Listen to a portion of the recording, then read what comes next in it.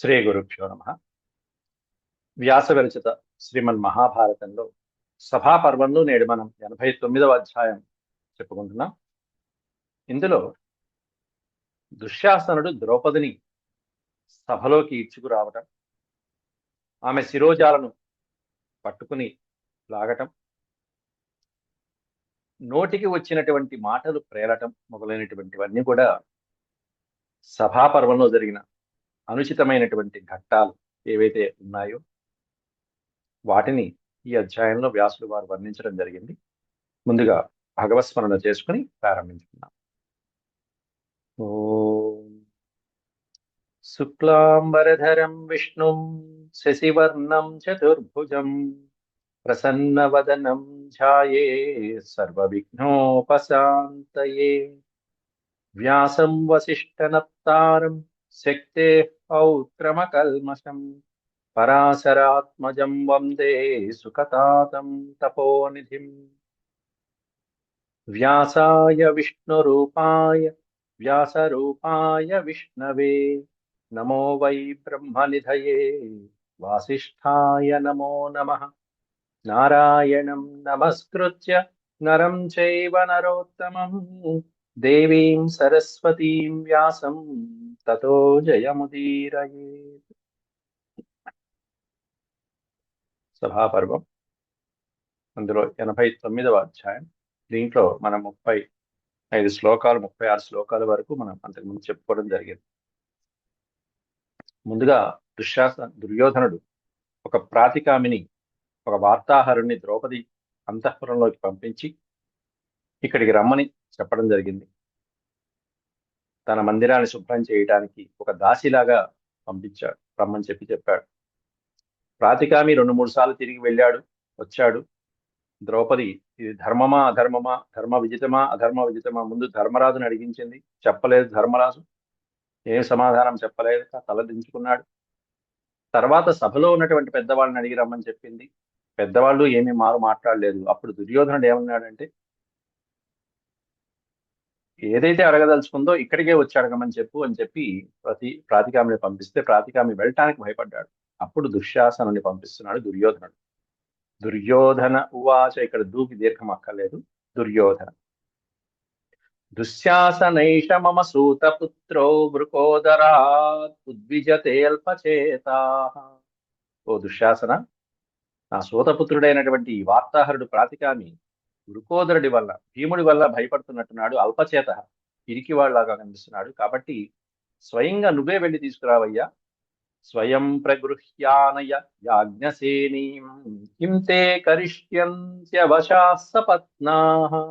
అవశాః సపత్నాః కాబట్టి యాజ్ఞసేని అంటే యజ్ఞము నుండి ఉద్భవించినటువంటి ద్రౌపది, ఆ ద్రౌపదిని ప్రగృహ్యానయ, ఆమెను తీసుకుని ఇక్కడికి రా.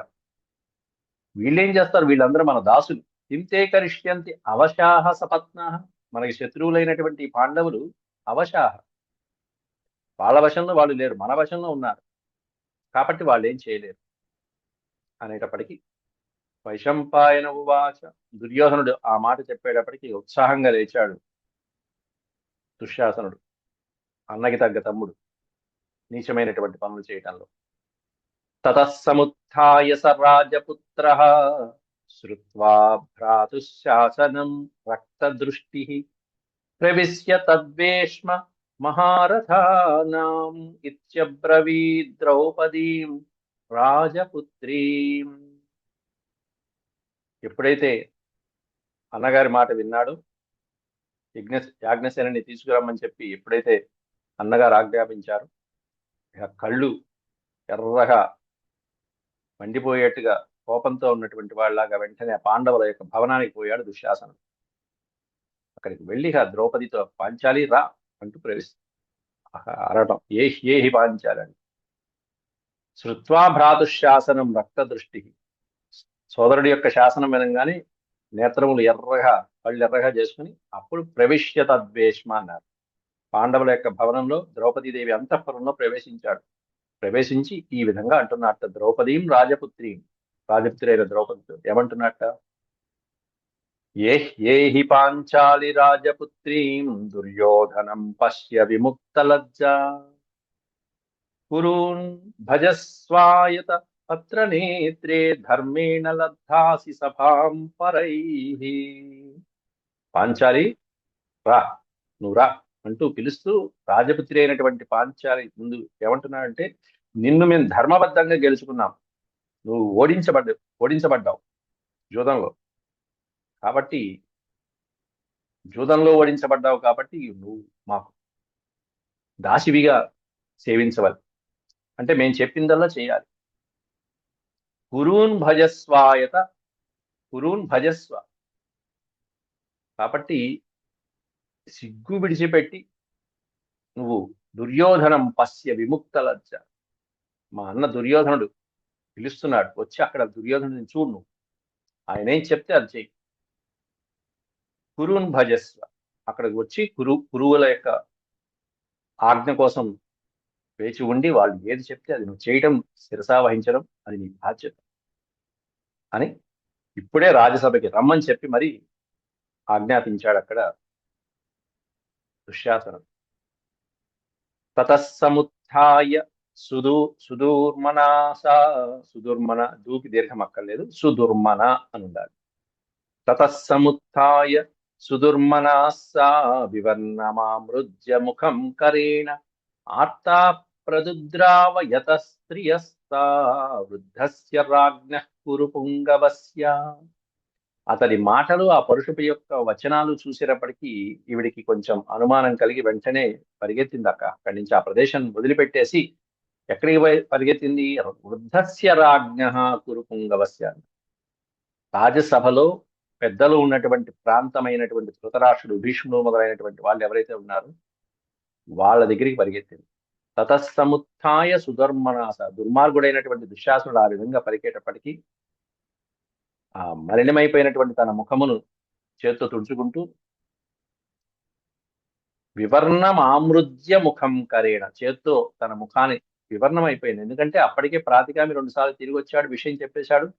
అలా బాధలో ఉన్నటువంటి తన ముఖాన్ని చేత్తో తుడుచుకుంటూ పాపం ఆవిడ ఆర్తాహ ప్రదుద్రావ, ఆర్తితో దీనంగా ఆ పెద్దవాళ్ళు ఎవరైతే ధృతరాష్ట్రుడు ఎక్కడైతే ఉన్నాడో, అలాగే ధృతరాష్ట్రుని యొక్క భార్యలు వృద్ధస్య రాజ్ఞ స్త్రీయ అన్నాడు. స్త్రీయ అంటే స్త్రీలు ఉన్న చోటికి పరిగెత్తింది, అంటే గాంధారి మొదలైనటువంటి వాళ్ళు ఎక్కడైతే ఉంటారో ఆ వాళ్ళు కూర్చున్నటువంటి ప్రదేశానికి పరిగెత్తింది. ధృతరాష్ట్రుని కూడా కాదు, ధృతరాష్ట్రుని యొక్క భార్యలు ఉన్న చోటకి పరిగెత్తింది, స్త్రీలు ఉన్న చోటకి పరిగెత్తింది. అప్పుడు వెంటనే ఆమెను వెంటాడుతూ దుశ్శాసనుడు కూడా బయలుదేరుతూ తతో జబేనాభిససార రోషా దుశ్శాసనస్తామభిగం అభిగచ్చమానః దీర్ఘేషు నీలేష్పదచోర్మిమత్సు జగ్రాహ కేశేషు నరేంద్ర పత్ని. నరేంద్ర పత్ని అయినటువంటి ధర్మరాజు యొక్క పత్ని, పాండవుల యొక్క ధర్మపత్ని అయినటువంటి ఆ ద్రౌపది యొక్క కేశములను పట్టుకున్నట్ట. అప్పుడు ఒక్కసారిగా బలవంతంగా ఆమె యొక్క మెడ వెనకాల ఉన్నటువంటి ఆ కేశ పాశాలను పట్టుకుని దీర్ఘేషు నీలేషు, నల్లనైనటువంటి దీర్ఘములైనటువంటి ఆమె యొక్క కేశ పాశాలను పట్టుకుని లాగడం మొదలుపెట్టాడు దుశ్శాసనుడి యొక్క అఘాయిత్యమని. రోషంతో ఓ పక్కన గర్జిస్తూ ఆమెను వెంటాడి వేగంగా పరిగెడుతున్నటువంటి ఆ ద్రౌపదిని ఒక్కసారి, ఆ పరిగెడుతున్నటువంటి ద్రౌపది మీదకి ఉరికి ఒక్కసారి ఆమె దీర్ఘములైనటువంటి నల్లగా ఉన్నటువంటి ఒత్తైనటువంటి ఆ కేశపాశాలను పట్టుకున్నాడు. ఎట్లాంటి కేశపాశాలు! అసలు అద్భుతమైనటువంటి పవిత్రమైనటువంటి కేశపాశాలని పట్టుకోవటం అనేటువంటిది ఎంత పాపిష్టి కర్మ అది. ఆమె కేశపాశాల యొక్క గొప్పతనాన్ని వర్ణిస్తున్నాడు ఇక్కడ వ్యాసుల వారు. ఏ రాజసూయావభృతే జలేన, అవభృతే జలేన మహాక్రతౌ మంత్రపూతేన సిక్తాః తే పాండవానాం పరిభూయ వీర్యం జలాత్ ప్రమృష్టా ధృతరాష్ట్రజేన.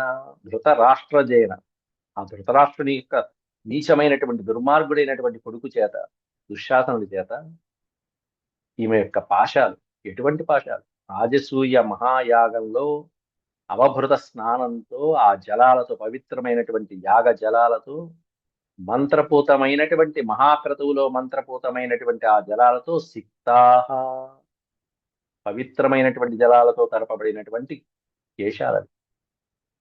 అటువంటి కేశాలని పట్టుకున్నాడు దుర్మార్గుడు. పవిత్రమైనటువంటి మంత్రపూతమైనటువంటి అవభృత స్నానంతో తడిపినటువంటి పవిత్రమైనటువంటి తే పాండవానాం పరిభూయ వీర్యం బలాప్రమృష్ట అన్నాడు. బలవంతంగా అటు వెళ్తున్నటువంటి ద్రౌపదిని కాస్త ఒక్కసారిగా తన వైపుకి లాక్కున్నాడు దుశ్శాసనుడు. ఆ పాండవుల యొక్క పరాక్రమాన్ని నిర్లక్ష్యం చేస్తూ వాళ్ళేం చేస్తారు అన్నట్టుగా వాళ్ళని అవమానిస్తూ బలాత్కారంగా ఆమె యొక్క శిరస్సుని, ఆ శిరస్సు దగ్గర ఉన్నటువంటి కేశాలను పట్టుకున్నాడు. అప్పుడు పాపం ఆవిడ పరిస్థితి ఎలా ఉంది? సతాం పరాకృష్య సభా సమీపమానీయ కృష్ణాం అతి దీర్ఘకేశీ దుశ్శాసనో నాథవతీమనాథవత్ చకర్షవాయు కదలీమి వార్తాం. సనాథులైనటువంటి ద్రౌపది అనాథుల్లాగా అయిపోయింది. ఆవిడ భర్తలందరూ ఉన్నారు, సనాథులు.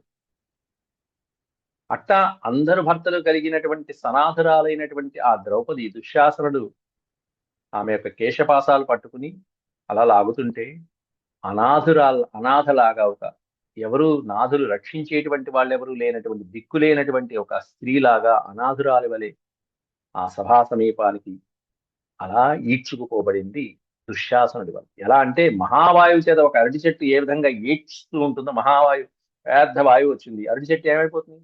చెట్టు లేచిపోతుంది. అట్లా చకర్ష వాయు కదలీమివ ఆర్తాం. కదలి అంటే అరటి చెట్టు. ఆ అరటి చెట్టు పెద్దగా వేచినటువంటి ఆ తుఫాను గాలికి ఏ విధంగా అయితే ప్రకంపించి ఒక్కసారిగా విలవిల్లాడిపోతూ ఉంటుందో అలా ఒక్కసారిగా వీడి యొక్క బలవంతానికి ఆ జుట్టు పట్టుకుని ఈడ్చుకు వెళ్ళిన దానికి ఆ సభలో దాకా ఈడ్చుకుపోతూ ఉంటే ఆవిడ పరిస్థితి అంత ఆర్తితో దీనంగా ఉంది. అనాథలాగా అయిపోయింది పాపం ఆవిడ పరిస్థితి. సా కృష్ణమాన నమిత. కృష్ణ అంటే ఇక్కడ ఆకృష్ట అంటారు సార్, ఆకర్షించడం అంటారు, లాగటం, అది ఆపడం.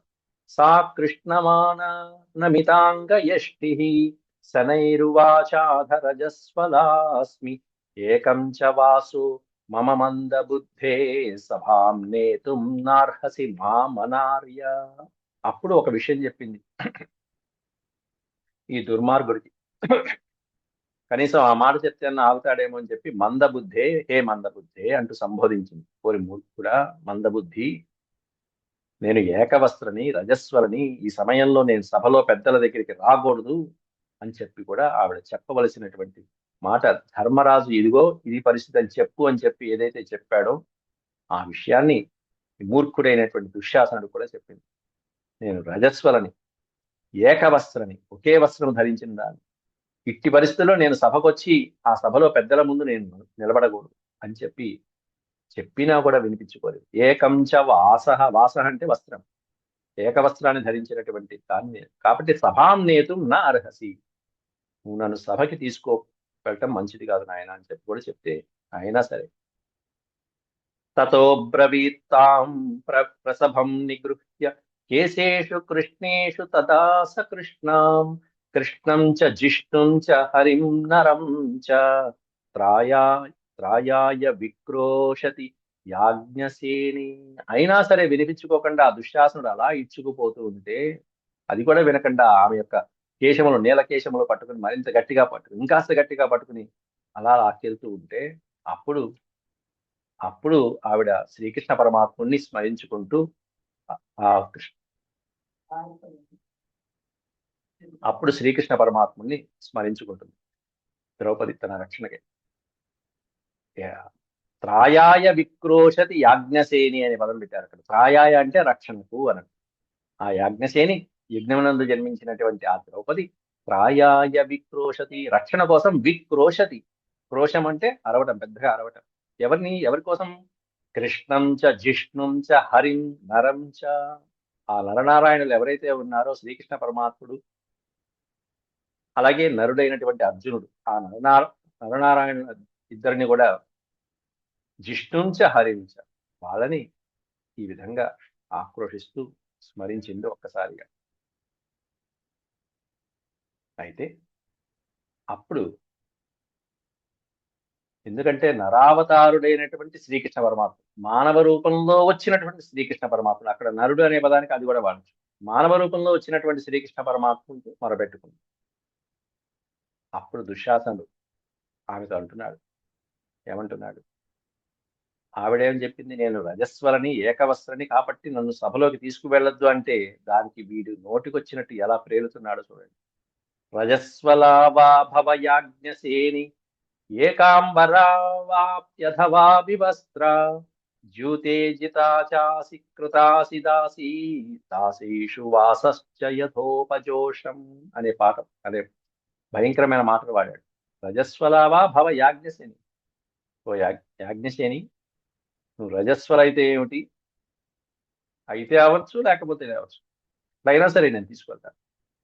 ఏకవస్త్ర అయినా సరే, వివస్త్ర అయినా సరే, వివస్త్ర అంటే వస్త్రము లేకపోయినా సరే, దిగంబరమైనా సరే, ఏకాంబరమైనా సరే, దిగంబరమైనా సరే నేను సభలోకి తీసుకువెళ్తాను. అంత మొరపెట్టుకున్నా సిగ్గు లేకుండా వాడు ఎలా మాట్లాడుతున్నాడు. ఏకాంబరావా దిగంబరావా అయినా సరే మేం మాత్రం నిన్ను జోదంలో గెలుచుకున్నాము.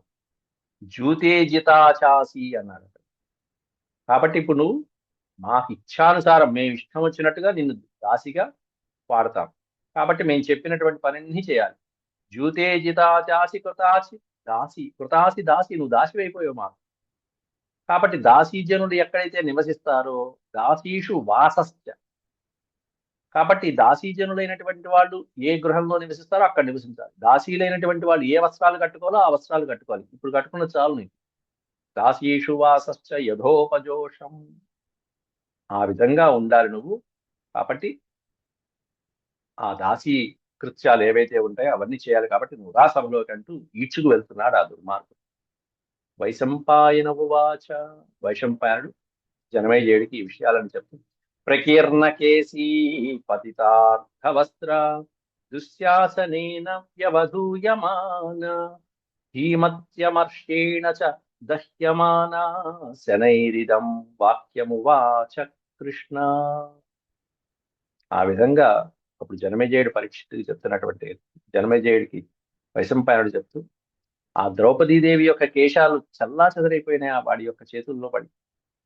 దుశ్శాసనుడు ఈడుస్తూ ఉండటం వల్ల ఆమె వస్త్రం కూడా సడలిపోయి చివరికి అసలు శరీరం మీద ఉందా లేదా అన్నట్టుగా ఉన్నటువంటి ఆ వస్త్రము అప్పుడు సిగ్గుతో ఆ దహించబడుతూ చివరికి మళ్ళీ దుశ్శాసనతో అంటుంది ఈ విధంగా, దుశ్శాసనేన వ్యవధూయమాన, తీసుకురావడంతో హీమత్వమర్షేణ చ దహ్యమాన శనైరిదం, చల్లగా ఈ మాట చెప్తున్నది.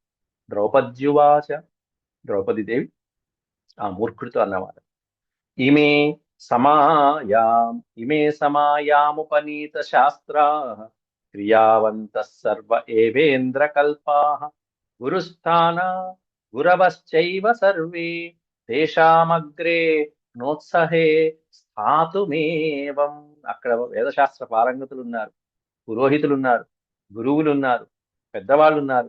వాళ్ళ దగ్గర నేను ఇలా నిలబడకూడదయ్యా మూర్ఖుడా అని చెప్పి, ఎవరై దుష్టుడా దుర్మార్గుడా అంటూ సంబోధించి, ఇమే సమాయము ఉపనీత శాస్త్రాహ, శాస్త్ర విద్వాంసులైనటువంటి వాళ్ళు, పండితులు, అద్భుతమైనటువంటి ఇంద్ర సమాన తేజస్సులు కలిగినటువంటి వాళ్ళు, క్రియావంత సర్వ ఏవే గురుస్థానాహ గురవశ్చ అన్నాడు అక్కడ. గురుస్థాన, అందరూ గురుస్థానములైనటువంటి వాళ్ళు, వేద మంత్రోచ్చారణ చేసేటువంటి పండితులు ఉన్నారు. వాళ్ళందరి దగ్గర నేను ఈ విధంగా ఈ రూపంలో ఏకవస్త్రగా నిలబడటం అనేటువంటిది అనుచితమైన పని, సముచితం కాదు, నువ్వు వాళ్ళ దగ్గరికి తీసుకువెళ్ళ మాకు అని మొరపెట్టుకుంటుంది అక్కడ. అంతేకాకుండా నశంస కర్మం స్వమనార్య వృత్త మామా వివస్త్రాం కురు మా వికార్షి, మామా వివస్త్రాం కురు, వివస్త్రాం మా కురు అంటుంది, నన్ను వివస్త్రని చేయి మాకు, దుర్మార్గుడా. నమర్షయేయుస్తవ రాజపుత్రాః సేంద్రాపి దేవా యది తే సహాయాః. ఓ పక్కనేమన్నా అటువంటి సభలో, పెద్దవాళ్ళు ఉన్నటువంటి సభలో, పితృ సమానులైనటువంటి వాళ్ళు, గురుతుల్యులైనటువంటి వాళ్ళు, వాళ్ళందరూ ఉన్నారు. కాబట్టి వాళ్ళ ఎదుట నన్ను నిలబెట్టద్దు ఈ విధంగా, అలా ఏడవ మాకు, పైగా అలా లాక్కు వెళ్తుంటే వస్త్రహీనురాలైపోతున్నా నేను. కాబట్టి మామా వివస్త్రాం కురు అని చెప్పి నమర్షయేయు తవ నమర్షయేయుస్తవ రాజపుత్రా. కాబట్టి ఇలా లాక్కెళ్ళ మాకు. నా నా పతులైనటువంటి వాళ్ళు రాకుమారులు పంచపాండవులైనటువంటి వాళ్ళందరూ కూడా ఈ అత్యాచారం సహించరు. చివరికి నేను దండిస్తారు. వాళ్ళకి తెలిసిందంటే ఇట్లా చేస్తున్నామని చెప్పి వాళ్ళు సహించరు. వాళ్ళు పైగా ఎట్లాంటి వాడు, ధర్మాత్ముడైనటువంటి యుధిష్ఠిరుడు ఎట్లాంటి వాడు? ఎప్పుడన్నా అధర్మం చేశాడా? ధర్మం నుంచి తప్పుకున్నాడా? ఒక్కడుగు కూడా చెలించినటువంటి వాడు ధర్మాత్ముడైనటువంటి వాడు ధర్మరాజు. ధర్మే స్థితో ధర్మసుతో మహాత్మా ధర్మశ్చ సూక్ష్మో నిపుణోపలక్ష్య వాచాపి భర్తు పరమాణు మాత్రమిచ్చామి దోషం న గుణాన్ విసృజ్య. అట్లాంటి ధర్మసుతుడు అక్కడే ఉన్నాడు, సభలో ఉన్నాడు, నిండు సభలో ఉన్నాడు. ఎప్పుడు కూడా ధర్మము నుండి మాత్రమే నిలబడి ఉండేవాడు, ధర్మం నుంచి పక్కకి తొలగనటువంటి వాడు, అధర్మం పట్ల ఏమాత్రము ఆసక్తి చూపనటువంటి వాడు. అట్లాంటి ధర్మ ప్రభువు అయినటువంటి ధర్మాత్ముడు ఇక్కడే ఉన్నాడు తెలుసా. ధర్మపాలన నందు నిపుణుడైనటువంటి వాడు పురుషుడు, ధర్మ సూక్ష్మాలని తెలిసినటువంటి వాడు, ధర్మస్వరూపం. అట్లాంటి ధర్మస్వరూపం. ఎందుకంటే ధర్మస్వరూపం అనేటువంటిది అతి సూక్ష్మమైనటువంటి, ధర్మశ్చ సూక్ష్మో నిపుణోపలక్ష్య అన్నాడు. ఆవిడే చెప్పింది. ధర్మము అనేటువంటిది అత్యంత సూక్ష్మమైనటువంటి, దాన్ని ధర్మ సూక్ష్మాలు అంటారు. మనకి తెలిసే ధర్మాలు వేరు, పైకి ధర్మ సూక్ష్మం వేరుగా ఉంటుంది. కాబట్టి సూక్ష్మ బుద్ధి కలిగినటువంటి వాళ్ళు, నిశిత పరిశీలన కలిగిన వాళ్ళు మాత్రమే ఆ ధర్మ సూక్ష్మాల్ని పరామర్శించి మరీ చెప్పగలుగుతూ ఉంటారు. నిపుణులైనటువంటి వాళ్ళు, మహాపురుషులైనటువంటి వాళ్ళు ఆ ధర్మస్వరూపాన్ని చక్కగా తెలుసుకుంటారు. అట్లాంటి నా పతుల యొక్క గుణాలను తప్ప పరమాణువుల వలె సూక్ష్మాతి సూక్ష్మములైనటువంటి వారి దోషాలను ఎప్పుడూ నేను పైకి చెప్పను. మా భర్తల యొక్క గుణాలు, వాళ్ళ ధర్మాలు గొప్పవి.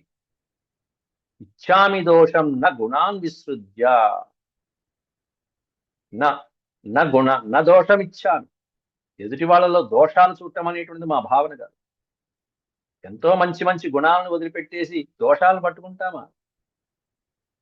ఇదం త్వకార్యం కురు వీర మధ్యే రజస్వలాం యత్ పరికర్షసే మాం నచాపి కచ్చిత్ కురుతేత్ర కుత్సాం ధ్రువం తవేదం మతమభ్యుపేతః అని చెప్పాడు. మూర్ఖుడా అని.